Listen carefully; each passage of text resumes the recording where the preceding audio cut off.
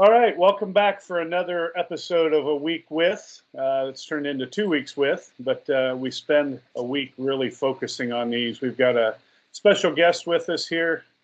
Normally, you know me and you know the incorrigible Luddite here on the screen with us. Wave, everybody. And we have our friend from northeastern Ohio, up in the Cleveland area. Shannon is joining us for tonight. Dr. Kelly, as we like to call him. He is Dr. Kelly. Our resident KISS expert and really expert of all things heavy metal. So interested to hear what his picks are going to be for our favorite albums. And again, this may not be the best albums of 1987. So, whereas, Bad might have been the most selling album of 1987 or U2's Joshua Tree, we may or may not mention those. We're talking about our favorite albums. And we try and bring a little different view for everybody. So maybe somebody out there will discover something they haven't heard before and think, you know what, I want to go hear this album. So this is just our way of kind of sharing what music that we like with each other and with people out there. So hopefully they'll get turned on to something that maybe they hadn't heard before. Because I know I've been turned on to a lot of music, not only by these two guys, but, a lot of stuff I watch on YouTube and things of that nature. So please like and subscribe to the channel. Comment. Tell us what your 5 favorite albums were of 1987. And we'll start with our guests. We'll go around a few times here. We'll give our number 5 and our number 4 pick, and then we'll go around and we'll go Shannon, and then the Luddite, and then myself, and then we'll go around again with our 3 and 2, and then for our number 1 and honorable mentions. So Shannon, kick us off there with your number 5 and your number 4 picks from 1987. All right. Well, I kind of went down the path of best slash. Yeah, and my taste in music is definitely going to show through in the list. However, I went with more of what I felt were closer to the best albums of the year for my. But obviously, you're right. It's all from your perspective. Everybody's opinion is valid, except for maybe Jeff's. And yeah, we'll kind of go from there. But so I'll start at number 5, and this is one of those ones that if anybody from my college years happens to tune in and watch this thing, they're going to be shocked at, but it's U2's Joshua Tree. I'm shocked. I went back and I listened to George Michael's album from that year. I listened to the REM Document album from that year. I went back and listened to NXS Kick. I went back and listened to a lot of records that weren't necessarily in my alley. My roommate played the Joshua Tree on repeat for, I'm guessing 2, maybe 3 years. Yeah. And I said nothing but positive or nothing but negative things about the album. And then about 10 years after college, I actually bought it on CD. And yeah. And as we were talking before the show started, Jeff mentioned the song Bullet Blue Sky. I love that. It's a great song. That's an amazing song. And The Streets Have No Name, With or Without You. It's just an amazing album. So that would be my number 5, and probably, from my perspective and the kind of music I like, the biggest surprise on my list. Number 4 is going to probably make Jeff unhappy. So we'll get to the first of the props. But he likes to bring out albums. It's Faster Pussycat's debut album. They're not bad. This album is far closer to Guns N' Roses' Appetite Destruction than it is to, say, Poison, Look What the Cat Dragged In. Now, I'd love to be doing the year Look What the Cat Dragged In came out, because then I could go on and on about what a great record that is, and Jeff could get very upset. So, but I'll leave it at that. But no, Babylon, Bathroom Wall, The City Has No Heart, and Cat House is on there. It's 36 and a half minutes long. Love the album. Have always loved the album. Remember hearing it for the first time in 1987 in one of my other roommates, who wasn't my roommate at the time, his dorm room. It's just dirty and sleazy and super bluesy and so far from heavy metal. It's just a bluesy rock record. But so much of that stuff got lumped into to metal. So that's it. 5 U2, 4 Faster P, and I love Faster P. To this day, they are the best band to go see when they're taking the stage in a club about 11:30 at night and everybody's drunk. It's so much fun. Crazy fun. I bet that is fun. I saw U2 on that tour in Cleveland Stadium for the Joshua Tree album, and only time I've ever seen them, but it was a great show. I saw U2 in 1997, and it was not a very good show. I'm just going to be a band called the Fun Lovin' Criminals opened up for them. You might remember them. I do. They have no shelf life whatsoever anymore, but I just felt it was a very pompous experience, and I saw it about 3 days after I saw Rush play in the rain at Polaris, and they played for 3 hours. Rush. U2 might have played for an hour and 45 minutes, and the tickets were really expensive. Not a great show. I mean, coming off that Rush show at Polaris, which was one of the 5 best shows I've ever seen, the U2 show just kind of. But I agree with Shannon about Bullet the Blue Sky. That's a great song. Yeah, that's my favorite. That's my favorite song on the album. I've always loved that song. I like the Edge's. My honorable mentions. That Edge's guitar work is great on that song. I was gonna say I lasted 4 minutes of this show and Jeff made me drink already. Oh my god!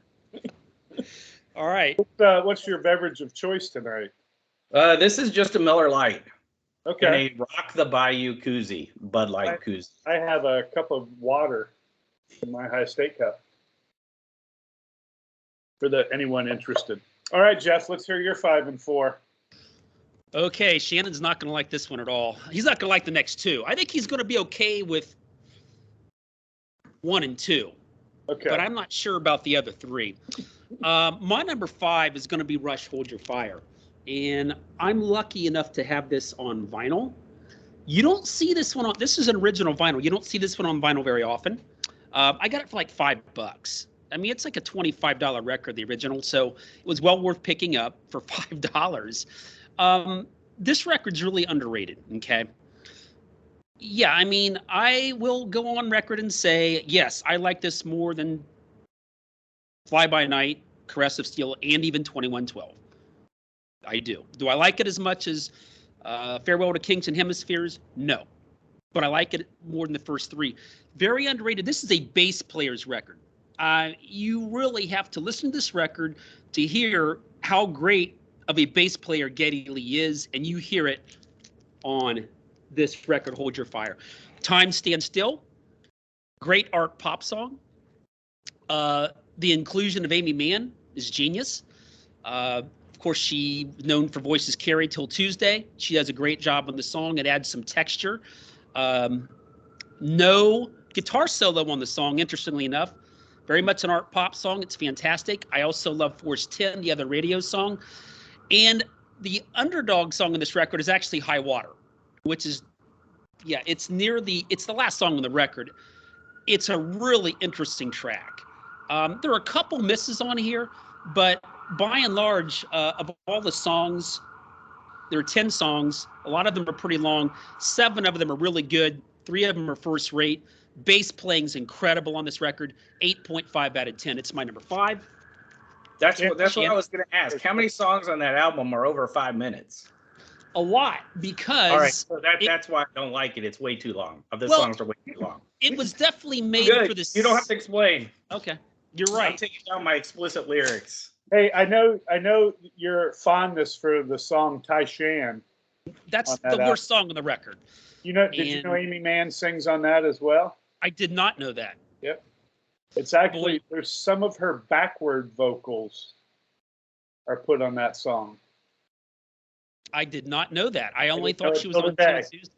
More on that album later. High Water on that record is probably one of my 20 favorite Rush songs of all time. I love that song. But yeah, I think it's an 8.5 out of 10. And my 5th favorite record of 1987. Number 4, Shannon is going to cringe. He's going to need to take a drink on this one. But it is a weak year, and I present to you the greatest covers record of all time, Through the Looking Glass, Susie and the Banshees, 1987. Jim, I sent you This Wheel's on Fire quite some time ago. You thought it was great, as I recall. I think 2/3 of the songs on here do eclipse the originals. What's special about this record is the way this band makes these covers their own. Now, you don't have to listen to me. Okay. But listen to David Bowie, or the spirit of David Bowie. When David Bowie heard this, and he was already a fan of Susie and the Banshees before he heard this record, but when he heard this, he handpicked them to open for him on the Glass Spiders tour in Anaheim in 1987. There's a reason. The record is that great, okay? I've only heard 2 other covers records ever. I'm not an expert on cover records. I heard a covers record by Rush, who was my number 5, called Feedback. I don't like it. I don't like their interpretation of other artists' songs. I also heard Bowie's Pinups, which this was inspired by David Bowie's pinups. They were Susie's biggest influence. Some of the Dylan Danko cover is fantastic. I'm not going to say it's better than the original, but their version of Iggy Pop's The Passenger destroys Iggy's original. The horns in her voice, and she adds a couple things from a textural standpoint that just blows Iggy out of the water. The Kraftwerk cover, Hall of Mirrors, is phenomenal. The Roxy Music cover, Sea Breezes, I think it's better than the original. It's beautiful. But more than all of them, my favorite cover of all time on this is on this record, and that is Trust in Me, which is a cover of the snake in Disney's The Jungle Book. And she turns it into this exotic, erotic, just hypnotic kind of a thing. And I think it's the greatest cover I've ever heard because it's so drastically different from the original. And she takes it somewhere else. It's more like a cat than a snake when she sings it. But that's my number 4, Through the Looking Glass. All right, good choices. And remember, if you're playing along at home, the Jimmy Duster drinking game, anytime Jeff mentions Susie Sue, Susie and the Banshees, or the Creatures, and you have an adult beverage, you do have to take a drink. So I think after that, you got to complete your beverage that you have currently.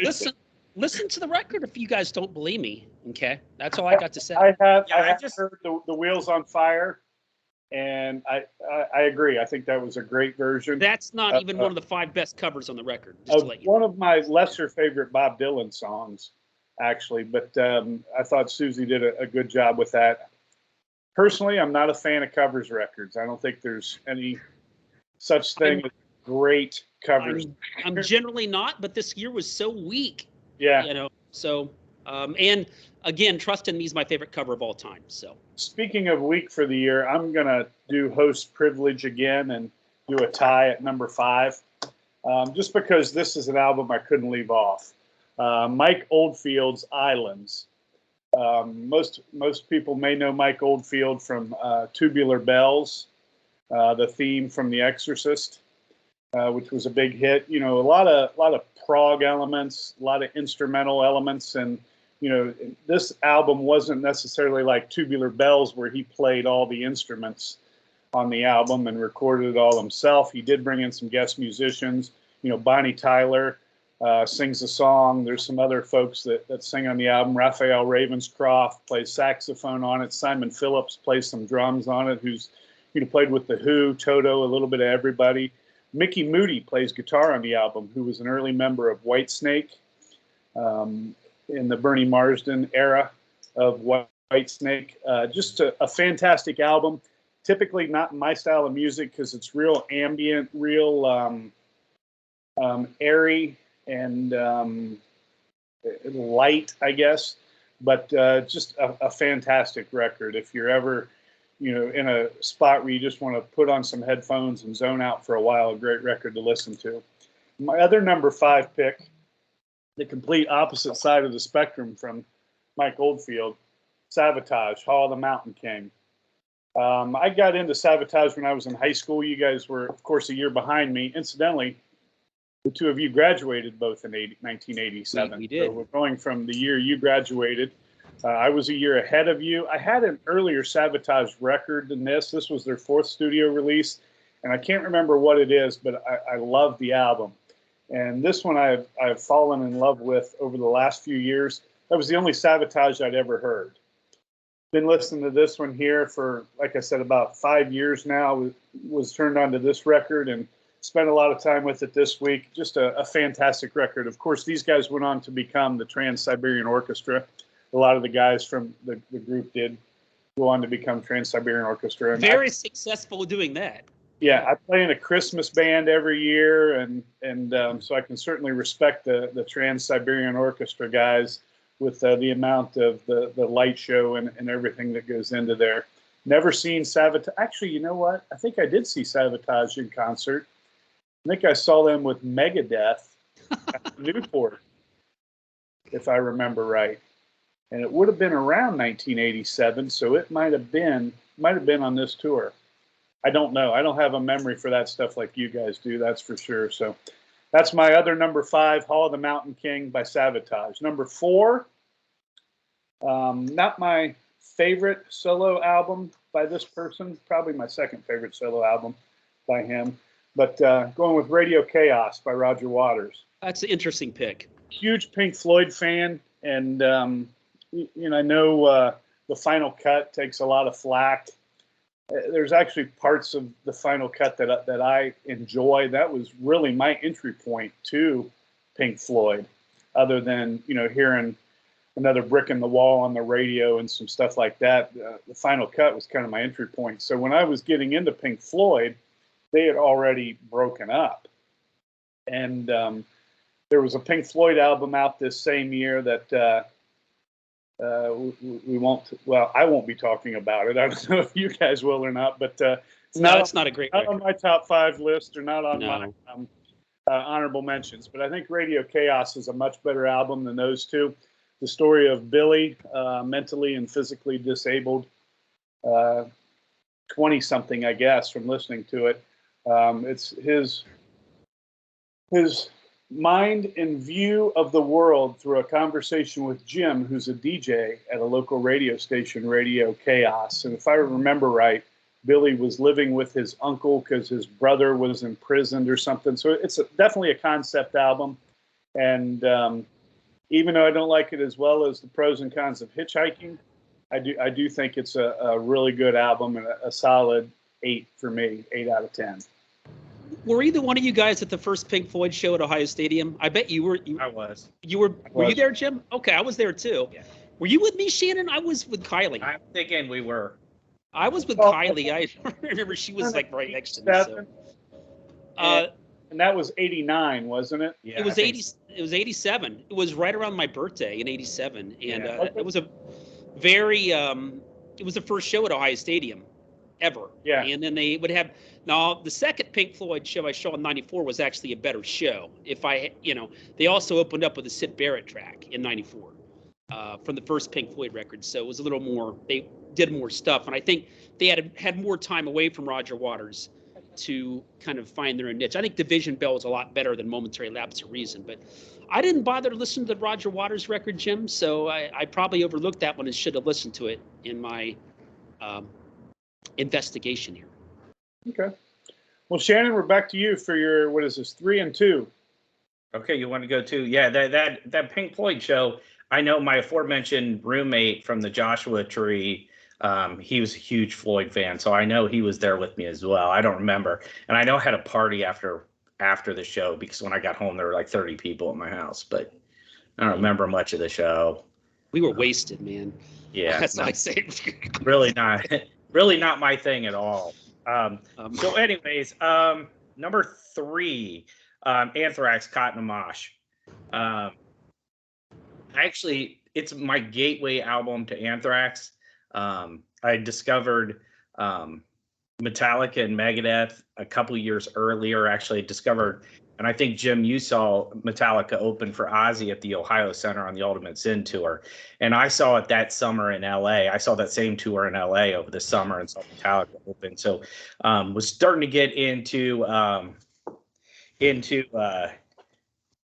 thrash a little bit. I got my Jeff Stad hat on because you guys have hats on, but yeah, that Anthrax album, I just absolutely love it. I'm the Law, the title track, NFL, Cotton and Mosh is just a fantastic song. There's a new cover by a band called LIFE Project with Josh Rand from Stone Sour playing guitar in that band with a female lead singer, and they just did a cover of Cotton and Mosh. You guys are talking about covers.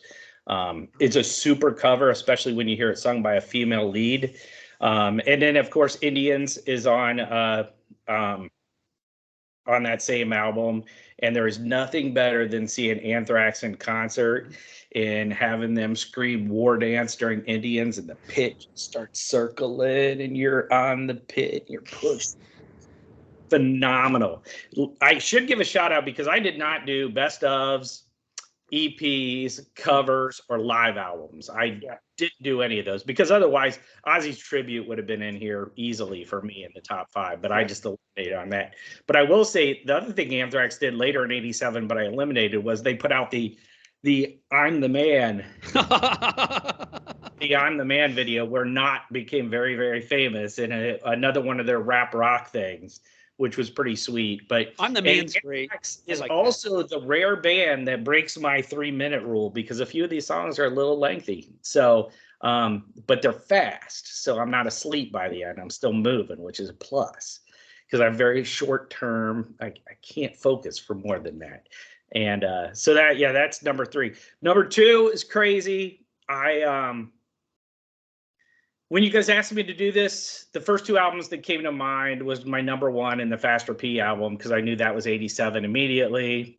And then I shelved the Whitesnake 1987 album. I'm like, I'm not going to go there. I'm not going to go there. I'm not going to go there. You guys have mentioned repeatedly, it's a fairly weak year. The problem is with that album, it's just so damn good. I brought it in at number 2. Like I said, I went all over the place listening to all different kinds of things. And incidentally, I really did like that George Michael Faith album. I got to tell you, I'm not proud of it, but man, it flows really nicely, that album, but that's beside the point. But with, Whitesnake, it's an interesting album because you guys always talk about players and stuff like that, because Sykes, Murray, and Dunbar, I think. Dunbar. Yeah, recorded it. They recorded all of it, but then the first video comes out and it's Adrian Vandenberg, Vivian Campbell, Tommy Aldridge, and Rudy Sarzo, because they had the look for the 80s. So the videos for the album have an entirely different band than what it was recorded with. But that album, again, it opens with Bad Boys, which is a great album, or a great song. And all the singles, Still the Night. Jeff was always bagging on singles. No, I like in the Still the Night. That's the one song on the record I do like. And I don't like the other singles. But. I think Here I Go Again is more popular today than it was back then. And regardless of overplayed status, it's a terrific song. And it is funny because I had a friend in high school. Her nickname was Buckethead. And you've already mentioned her at the Pink Floyd concert. Yeah, she told me back in the day, she's like, every time I hear Here I Go Again, I think about you. So I stayed away from the Whitesnake album and stayed away from it over these 2 weeks or so and listening to a bunch of different stuff and stuff that I wouldn't generally listen to. I was searching best of lists and then pulling things out. And I re-listened to the Whitesnake album yesterday and I'm like, there's no way I can't include it. I just can't. It's a super heavy album too. It's not as bluesy as their earlier stuff, is it? No, not at all. It's much, much heavier. And it probably is my second favorite Whitesnake album. Slide It In. It's far and away my favorite Whitesnake album. Can I ask both you guys a question about that album? Because you guys are more into Whitesnake than I am, but I do have a question about that record. On In the Still of the Night, which is the one song I do think is a good song, okay, on that record. Is the guitar player, I don't know if that's John Sykes or Adrian Vandenberg, I don't know which one it is. But is he actually bowing the guitar, really? Because you see the video and he's like playing like a la Jimmy Page. Right. He's doing the violin bow thing with the guitar, but it doesn't really sound like, it sounds more like a keyboard. I'm just curious, okay? I still like the song, but I want to know if that was all for show or if he's really bowing the guitar. I think that's probably more of a Vandenberg touch. Okay. Was he really bowing the guitar? I don't know what Sykes on the did. Song. Okay. I don't know what Sykes did, but John Sykes is an amazing guitarist. So it's still a good song, but it sounds more like a keyboard than someone bowing the guitar.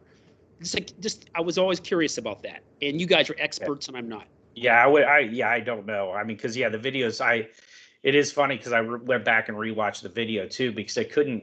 Yeah, I was struggling with who the second guitarist was in the video, and it was Vivian Campbell. Okay. It was before Steve Vai got into Whitesnake. Was Adrian Vandenberg on that album? Later too. Okay. I think Yeah. we'll see that in another list here in a few minutes. Yeah. So it was. Yeah. I mean, yeah. I couldn't get away from the Whitesnake album. I just think it's a really good record. And then when I re-listened to it, I'm like, this is a lot heavier than I remember too. Especially for the era when everything was going keyboards. I mean, I'm a monster Kiss fan, and Crazy Nights came out in '87, but it's so keyboard laden. If they'd done away with the keyboards and played it as a straight rock record, it probably would have been much better. And the title track's got great lyrics, but it's just really overproduced. So, Great Is it choice. my turn? Love those choices. Is it my turn? It is your turn. 3 and 2. Okay, we got to go to CD now. Unfortunately. Okay. For both 3 and 2, we have to go to CD. So, I mean, 5 and 4 are 2 of my favorite artists of all time. Well, 4 is my favorite artist of all time, but 5's way up there. These 2 artists are not amongst my favorite artists of all time, but I only have these on CD. I picked out the wrong one. Let me make sure. Okay, let me say my final 3 are all masterpieces, okay? The only 3 masterpieces for me of this year, Hold Your Fire and Through the Looking Glass, are not masterpieces, but I love both records. My number 3 is going to be Depeche Mode, Music for the Masses. And this record's a masterpiece, in my opinion.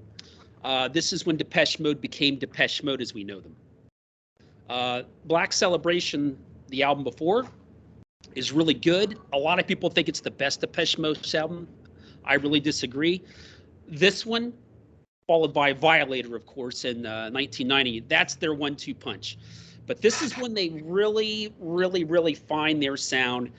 And Strange Love is a great single. I think it's fantastic. And probably my favorite Depeche Mode song of all time is Never Let Me Down Again. And that is on here, and I just think it's a great song. We used to always listen to that at the clubs. All the other songs on here are really good, especially Behind the Wheel. But this is where they kind of develop that kind of a cinematic electronic sound that is a little darker and less pop-driven than their early stuff. And I think this is a fabulous record and a definite masterpiece. 10 out of 10. Depeche Mode, Music for the Masses, my number 3. Number 2, Shannon's going to like this choice. There's really nothing else it could be. I first heard this record with Shannon, Dr. Kelly, that is, as you see him. And I immediately sensed something different about this record. He had it on cassette in his little red car. I think it was, what kind of car was that, Shannon? I didn't even have a car. It was a Nissan Pulsar. It's a Nissan Pulsar, and we were near Town and Country, as a matter of fact, on Broad Street when I first heard it. I remember this vividly. I'm like, whatever you're playing is fantastic. Now, this record for me is kind of like Nevermind. It's not really a record that I need to go back and listen to, but when I went back and listened to it, there was no way it couldn't be my number 2, and that's Guns N' Roses' Appetite for Destruction. This, I don't know if this is this is a CD. Shannon, what's up? This is the way the CD came. It's not the. No, it's not. Yeah, the inserts turn lopsided on the inside. Someone said this is the cover. This is the regular cover Right. side by Steven Adler. Okay, well, someone said this was actually the first pressing CD. I'm no expert, so It might have been. I don't know, Shannon. But you know the cover. I don't know if it was designed by Axl or Slash or whatever, but it's a great cover. The original, you know this, Shannon, because you're a big GNR fan. It's a very rare record. But what's interesting about this record is how it was a slow burner. When this first came out, when Shannon and he knew about it already, and I heard it through him. It wasn't that popular at that point at all. And it took about a year for it to become what it became. And I remember when I saw them open up for Aerosmith, I've never seen a headliner get blown off the stage like that in my entire life. I would have hated to be Aerosmith on that day.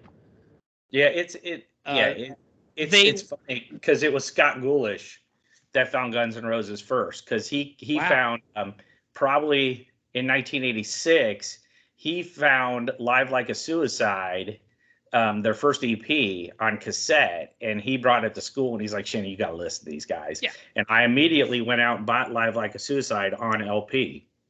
So on the Uzi Suicide label. But yeah, it was Scott Goulash that got me into Guns N' Roses. The bottom line is these songs are all great. The only song I don't really care for on the record is Paradise City. It's just so bizarre. It's the worst song on the record, I think.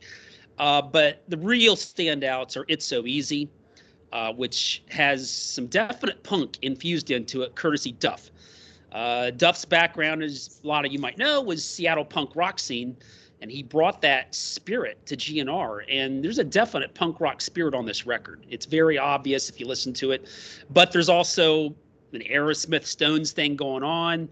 There's a blues element going on. They kind of mix all this together and make it very aggressive. And It's So Easy is a standout track. Mr. Brownstone, incredible track. Yeah. Love the guitar. My favorite motif on the album. Yeah, great guitar motif. One of the two best songs ever written about addiction. Probably the other was Mountain Song by Jane's Addiction. Another LA band that came out like a year later. But Mr. Brownstone's an incredible track. My Michelle's great. Welcome to the Jungle and Sweet Child of Mine are both great. Night Train's fantastic. I love all the songs in this record except for Paradise City. It's the kind of the blemish, but this record, it's not one of my 5 favorites of the year, but it's got to be the second best of the year, and it's my number 2. It's a 10 out of 10. Appetite for Destruction. Yeah, this is the one of Duff's bands, Loaded. That's an autographed Loaded CD from Duff. Nice. So that's a really good CD too, but it's more punk. Yeah, of course, Guns N' Roses. I've got that on. Didn't have it in my top 5, but it's definitely on my honorable mentions. At the time it came out, when I first heard that, it was probably number 1 of all time. I mean, you know, in terms Hasn't of aged like, as well with me as with a lot of folks, but it hasn't it's still aged on well, honorable but mentions just because of the going back, listen, it's so powerful. It's one of 3 landmark hard rock records, and you know, that I can really think of, American hard rock records. They're just landmark, whether you like them or not. They're landmark records, and the first is the debut Van Halen record. This one would be the second, and Poison's Shannon, Look What the Cat Dragged In, right? No, Nevermind would be the third. By Nirvana. So you know, those 3 are landmark records. Yeah, great choices, Jeff. If we could go back to Shannon with Anthrax for a second. Sure. Didn't we see them? And I think you might have been with me, Jeff. Shannon, I don't think you were there. But didn't we see Anthrax, Whitesnake, and Bon Jovi at Buckeye Lake Music Center? Yes, that was a show. There was a show at Buckeye Lake with that lineup. Yeah. I was at that show, and I think Anthrax opened up, if I remember right. Yes. I want to say Motley Crue was there, too. Yeah, it was Motley played at like 6 p.m. in the afternoon. There's actually video of Motley circulating on YouTube from that tour. I'd imbibed a little bit too much the night before in the hotel room and slept clear through Anthrax, believe it or not. Yeah. I think that was the girls tour in '87 because that's Whitesnake was opening for Motley, and I went with actually Nick Harris and Scott Goulash to Richfield in Cleveland to see that tour. Shannon and I saw Bon Jovi and Cinderella, I'm pretty sure. Yeah, right? and the Smithereens who opened up who were really good and still out of place. I was the only one there who actually watched the Smithereens. I actually watched them. I thought they were interesting. The bass At one time in my life, I actually predicted that the Smithereens were going to be the band of the 90s. A great power pop band. Never panned out. They were All right. pretty underrated, yeah. My number 3, it's already been mentioned, Rush, Hold Your Fire. Wow, Not my favorite Rush album, but I agree with what Jeff said. The bass playing. The bass playing on this is just incredible. I don't mind. Tai Shan is not the best song, but I don't mind it as much as you do. It's the only song on the record I really don't like. Horse 10, Time Stands Still, Open Secrets, Second Nature, Prime Mover, Lock and Key, Mission, Turn the Page, Tai Shan, High Water. I agree with you. High Water is a fantastic song. High Water is my favorite song on the record. Now, lyrically, go ahead. Is there a better Geddy Lee bass album? I mean, just in terms of just strictly bass, this is the record I would say, if you're a bass player, go listen to this record because his bass tones in the record, he's just doing all kind of like jazzy kind of stuff almost. Yeah. And you hear him do more on this record perhaps than any Rush record. Yeah, it's definitely a great bass album. I happen to think that Neil's lyrics on this might be his best lyrics ever. Good, very good. It's the stuff, age, optimism, the natural world, just all the typical stuff you find in Rush music that comes up. So that's my number 3. We've talked about Rush a lot on here. Number 2 album, this is a new entry into the list for me, meaning that a band I have discovered in the last couple of years, Clutching at Straws by Marillion. Oh, interesting pick. I actually enjoy this more than the predecessor, the one with Misplaced Childhood. Misplaced Childhood. Thank you. I'm kind of blank on that. I love that record. I love Kaylee. I love it. Like Kaylee, and I like Lavender off of that. But to me, this is a better album. This was Fish's last album with the band, and I've grown to enjoy Fish's singing and lyrics here over the last couple of years. And Marillion's one of those bands that I've really started liking. And Steve Rothery is just an incredible guitar player with them. I want to get into some of their newer stuff after Fish left the band and listen to some of that. This is again, a concept album, the story of Torch, a late 20s, down on his luck guy who is failed marriage, a deadbeat dad, and he's not doing very good as a vocalist for a rock band commercially. They're not doing much. He's not making any money or anything, and he's out of work. So down on his luck, and this album is basically about just him going out and getting drunk and writing about the things he sees. Fantastic album. Sugar Mice is a great song. Hotel Hobby is a great song. Warm Wet Circles. The whole album is just an incredible album. That's my number 2, Marillion, Clutching at Straws. Great pick. Can I say something about Marillion? I'm going to be real brief here, but I remember when I was in high school, people were, this is the new Genesis. They're the new Genesis. They're the new Genesis. And I listened in high school, I didn't know about the Peter Gabriel era Genesis. I didn't know about that until I was probably 18, 19, maybe even 20. Mm-hmm. And I didn't hear any resemblance between Marillion and, Invisible Touch or Abacab or even Duke. I heard I don't get the connection. But when I finally heard the old Genesis with Gabriel out front, then I understood where people were coming from. That's when I, understood what people said, why Marillion is the new Genesis. So didn't know that in high school, of course. Yeah. Like Misplaced Childhood, that album's just amazing. I love it. In 1987, I would say that was probably the album I heard the second or third most amount of times. Now, Hysteria I heard more than anything else because it was on a constant loop the entire year in college. But I listened to I listened to that tape, that Marillion tape of Misplaced Childhood over and over and over again because I just absolutely loved it. And I'll probably go listen to that one because I have not listened to that one. Yeah, check it out. I know you guys both like Marillion. I think you would like this album. So, all right, back to Shannon for his number 1 and honorable mentions. Any honorable mentions you want to talk about? So. Yeah, I mean, Appetite for Destruction is easily my number 1. It might be my favorite album of all time. I just think it's brilliant. I mean, it was a departure, like Jeff talked about, a little more punk influenced. But it was such a departure, and it is funny because I was thinking if you did the 5 albums you'd take with you to an island if you were never going to hear music again, and I don't think I'd take it though because the only drawback to it is it's just played so much. I didn't let that take away from my rating it because I just think it's phenomenal, and that's why it's played so much. Rocket Queen was my favorite song when it came out. When the album came out, that was what I immediately gravitated to.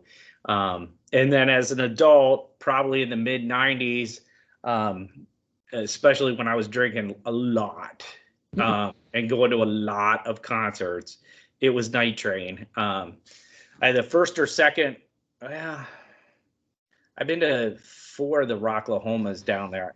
It was, I think it was the 3rd Rocklahoma, and I And I actually found Night Train in a liquor store before we went to the campground. So I've actually drank Night Train before, and it's god awful stuff.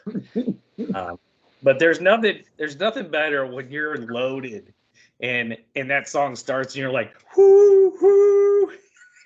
At the very beginning. Great. It's a great album. And then There's no it's just, denying it. you know, and the whole song's about drinking. It's just like the best. It's Maybe that's a future show, things we drank in our youth that we would. Oh, I drank the 19 here now.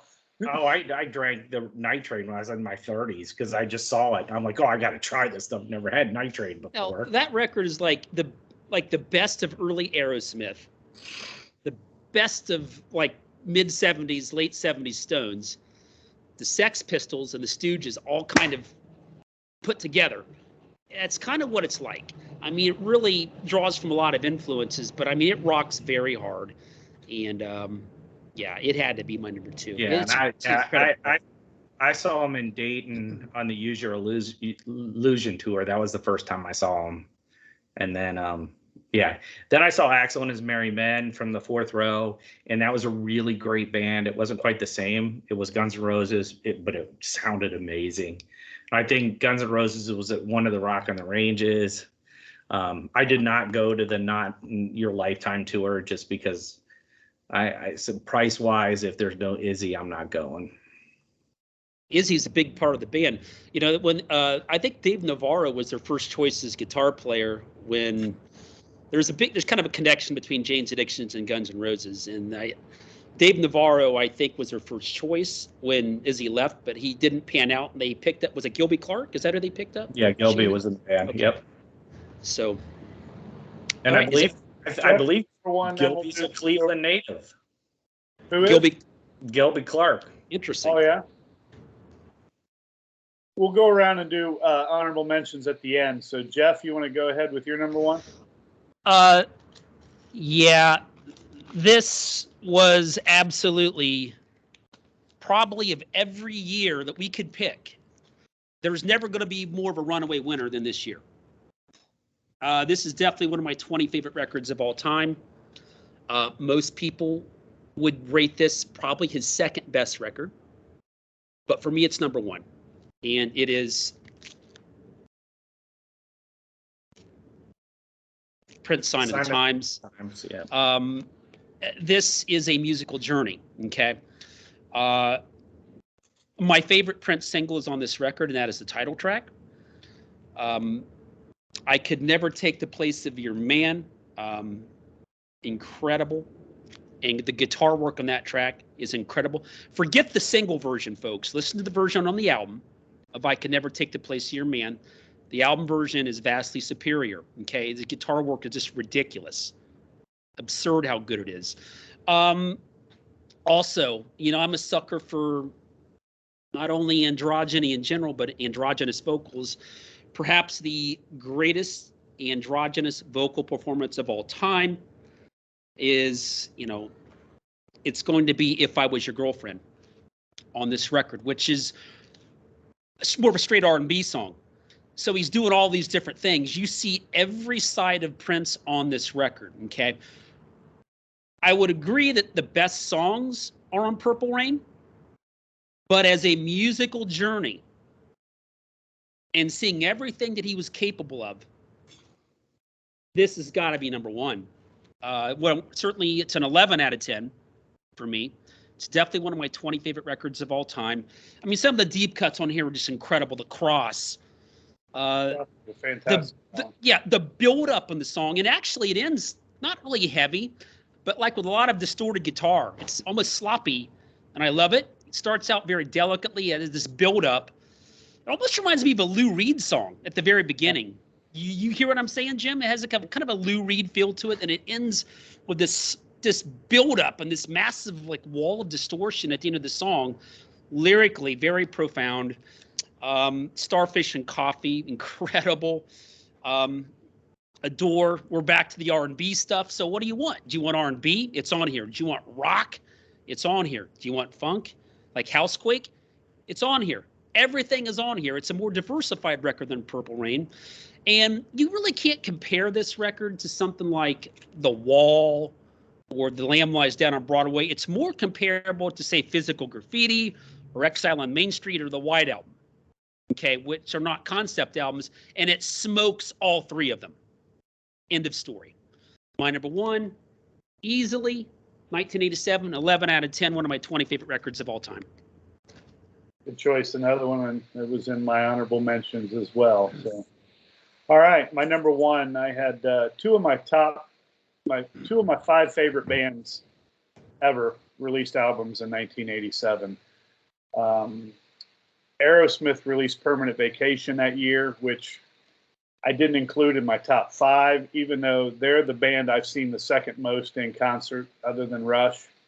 I've seen Aerosmith a ton. I'm not big on late 80s Aerosmith stuff, so not one of my favorite albums of theirs. But the other band that released an album in 1987, it's not my favorite album of theirs, but for me, it's my favorite album of 1987. Shannon's already mentioned it, Whitesnake, the 1987 album, self-titled album, whatever you want to call it. And yeah, I mean, Shannon's already talked about it. You know, John Sykes, was his last album with the band. And Adrian Vandenberg actually played the solo on Here I Go Again on the album. And Dan Huff played on that song too. Dan Huff, along with Michael Landau and Steve Lukather, played on about every album in the 80s, I think, between the three of them. Vivian Campbell actually did the solo on Crying in the Rain. So Sykes, even though he was still in the band at the time, him and Coverdale were going through their riffs and issues or whatever, and I think that they brought in some other musicians on there. The first album without Cozy Powell on drums, it's the only thing that probably keeps it from being my favorite Whitesnake album. Is I'm a huge Cozy Powell fan, and Ainsley Dunbar, very capable drummer, played with everybody. We've talked about him on the show before with Journey and Santana and a lot of the other people he's played with. Dunbar's a great drummer, but I love Cozy Powell. So, but yeah, this is just a fantastic album. The singles, you got Still of the Night, Is This Love? That one I could maybe take or leave. Here I Go Again, a little slower song. I've actually rearranged it a little bit and covered it acoustically with my trio that I play with. We do a version of that, and it's always, one of the more fun songs we do. Crying in the Rain and Here I Go Again and Crying in the Rain were both remakes of previous Whitesnake songs. Yeah, you mentioned that in the Whitesnake episode. Yeah, the free from the Bernie Marsden era of Whitesnake, both remakes. There are some, Bad Boys, a deeper track, is a great song. Straight for the Heart, Children of the Night is a great song. The whole album is just a fantastic album. Even though it's probably my third favorite Whitesnake album, it's still my favorite of 1987. So there you have it, our top 5. Shannon, any honorable mentions you'd like to mention? Yeah, I mean, I like Sign of the Times a whole bunch, but I mean, in my Prince repertoire, it's probably 5th, maybe 6th. Wow. There's a lot I like better from Prince. I like Dirty Prince. I think a lot of the lyrics on this are a little too deep, and Maybe that's why I like it, Shannon. I don't know. No, the cross is unbelievably deep. Yeah. Anything left to the imagination, I'm good to go. All right. 1999, we're gonna party. I love 1999 too. So yeah, no, that I mean, I like that a lot. I wore Death Angel tonight because I thought about including Death Angels, the Ultraviolence. That's a really good thrash album from early Death Angel days. The other one, like I said, the other one that really struggled with is the Halloween Keeper of the Seven Keys Part 1, with I'm Alive and Future World and Halloween. Halloween's a 13-minute song, so you know how I normally feel about that. But and that high-pitched vocals, I think Michael Kiske is the lead singer. And yeah, it's just a great record, and it's, despite having a 10-minute song on it, it's still over in about 35 minutes. So yeah, it's a really great record. Those are 3 others that I spent a lot of time thinking about. I mean, yeah, other than like I mean, you guys listen were actually pretty good. I'm surprised. I give you a solid B minus, Jeff. You probably would have got Well, it. I figured you'd like my top two. Probably A minus or an A, but you dropped in that Depeche Mode stuff, and I'm just not digging It's it a great, at all. Shannon, that's a great record. That's the least rock record of the four, of the five. For sure. To listen to Depeche Mode. I mean, the Susie record's a rock record. Depeche Mode's not a rock band. Susie who? I said that's a Susie rock. Sue. Oh, that's right. Susie that's a rock. That's a rock record. Depeche Mode's not. Do you like them? Electronic. So. Are you a big Susie fan? Yeah. Okay. Just checking in. Okay. But so you don't like the Depeche Mode pick, huh? No. Too electronic? Yeah, no Depeche Mode. All right. Never. All right, Jeff, any honorable mentions? Yes. Probably the first one out was Sonic Youth's Sister. And I probably thought this was going to get in the top 5. But when I went back and listened to it, it didn't hold up as well for me as its predecessor, Evil, which is my favorite Sonic Youth record. And one of the best covers of all time, by the way. And, of course, their magnum opus from the next year, which is Daydream Nation, which is universally acclaimed as their best album. And those are other two masterpieces. This one, to me, is not a masterpiece, but it might have my favorite Sonic Youth song on it. Jim, you love the Velvet Underground. I implore you to listen to Beauty Lies in the Eye, which is probably the best anyone's ever updated the Velvet Underground, at least in the 80s. But it sounds like Sonic Youth, but you hear the Velvet Underground influence on it. The hypnotic effect of Sonic Youth is second to none. This is my first one out. This is a sloppy mess, but there's some great songs on here. The Cure, Kiss Me, Kiss Me, Kiss Me. This is what Robert Smith wanted to make Sign of the Times, but, couldn't pull it off. But there's some really great songs on here. If Only Tonight We Could Sleep. Shannon, that was covered by the Deftones. You might know that. It's not nearly as good as the version by The Cure. In the Snake Pit, the most famous song on here is Just Like Heaven, of course, which I'm not a huge fan of. But there are some really good songs on here. This is like a solid 7.5 out of 10. But I don't listen to it very often. Terrence Trent D'Arby, introducing the hard line, according to Terrence Trent D'Arby. I only have this on cassette. The singles on this record are pretty much unbeatable. I mean, I love the singles on this record, all right? Sign Your Name is a great song. I love it. And he has a very unique vocal delivery. How he didn't do more things that were more known after this record is beyond me. But this is really an example of an artist who made a striking debut. I wouldn't say it's a masterpiece, 7.58 out of 10, with a lot of great songs who had all this promise, then something happened. He never did anything close to this good again. Wishing Well is another great song. Yeah. I mean, these are great songs, and he had a really unique vocal delivery. So it's an honorable mention for me. A couple other ones which I don't have, Def Leppard, Hysteria. We really can't deny Def Leppard's. They're great craftsmanship on that record. They just really could write a song. I mean, they're not about musicianship so much as they're about craftsmanship, and they could write a hook. And their background vocals work really well on that record, kind of a la Queen in some ways. It's not a hard rock record. It's a great pop rock record, really. Also, the Cult, Electric. I'm going to make that as an honorable mention. I think I understand the older I get why the Cult never really made it, and that's because their influences are just too obvious. The Doors, AC/DC, Led Zeppelin, all over their music, and you could hear it. And some would say Electric was the greatest AC/DC album AC/DC never made. That's its claim to fame. Doesn't sound like him vocally. It sounds more like Jim Morrison, of course, with Ian Astbury. But Rick Rubin really, he gave that an AC/DC flavor, except for Memphis Hip Shake, the last one of the songs, which sounds like Led Zeppelin, particularly Physical Graffiti. But it's a strong, hard rock record, 7.5 out of 10. Those are my honorable mentions. I'm going to throw in the Joshua Tree in there also. I'm not the biggest U2 guy in the world. I'm not. But I really do love Bullet the Blue Sky. That's the greatest U2 song of all time.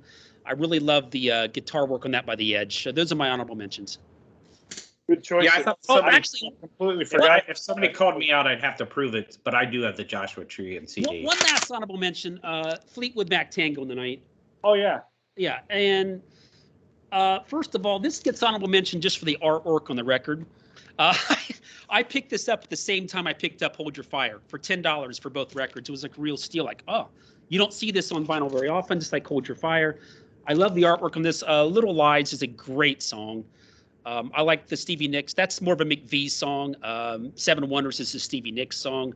I don't like Big Love as much as the songs where the girls are singing, but it's an enjoyable listen, like a 7 out of 10. So I'm going to throw that as honorable mention as well.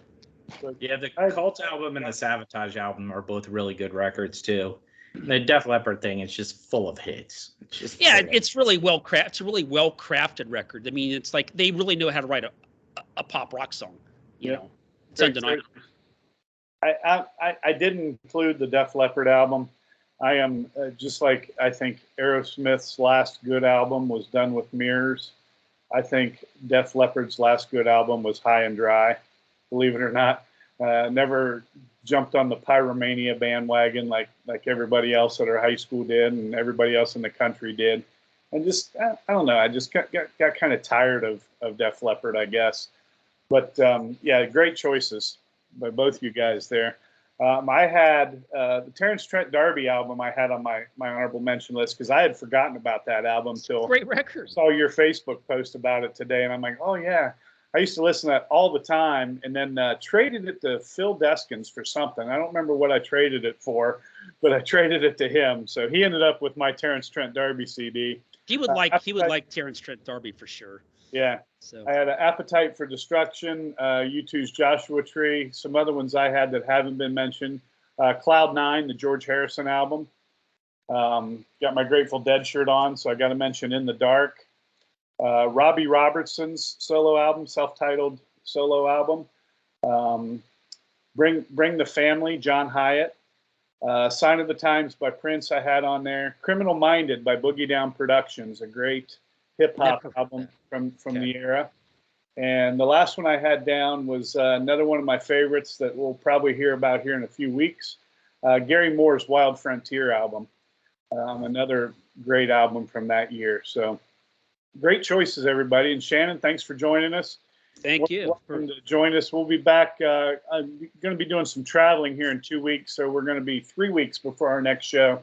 So we'll be back for October 2nd. And I think we decided today we're going to list our favorite five favorite hard rock or heavy metal guitarists, not named Jimmy or Eddie. So that means no Jimi Hendrix, no Jimmy Page, no Eddie Van Halen.